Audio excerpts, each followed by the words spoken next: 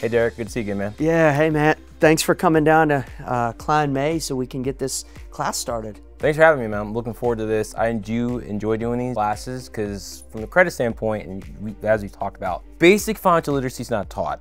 We want to know about financial literacy and we need to know about credit because it's very important. It has this ability, if you allow it to determine your life and what you can get, what you can't get, you know, and that affects people for you because you run into people who, hey, they got issues with their credit, they want to become a first-time home buyer, but this number is stopping you. Yeah. And we're trying to change that. Yeah, that makes a lot of sense because I can see the benefits of how credit in this class will help first-time home buyers, whether or not it's somebody wanting to build wealth. You know, it's not just about buying my house and clocking in every day and going home and clocking in every day and going home. It's about building your investment so you can retire. So as a homeowner, that's the biggest investment you got, and you can leverage it to buy multiple of the same investment.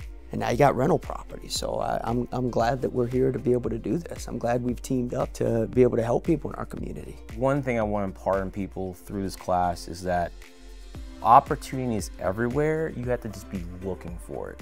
This is not something that we are here to sell a product on.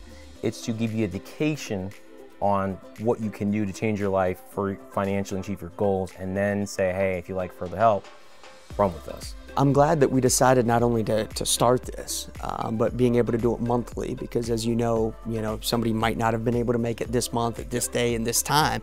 Next month, they can make it the following month. We have them the first Saturday of every month from 12 to 1:30 p.m. at the Kline office in Harrisonburg.